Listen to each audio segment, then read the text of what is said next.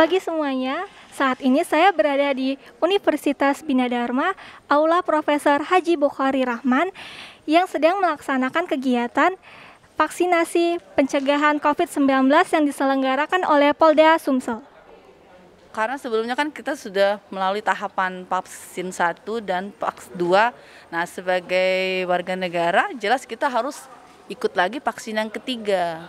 Gitu. Jadi kewajiban kita sebagai warga negara ya harus menjaga kesehatan kita kan. Jadi dianjurkan vaksin ketiga ya kita mengikuti prosedur itu.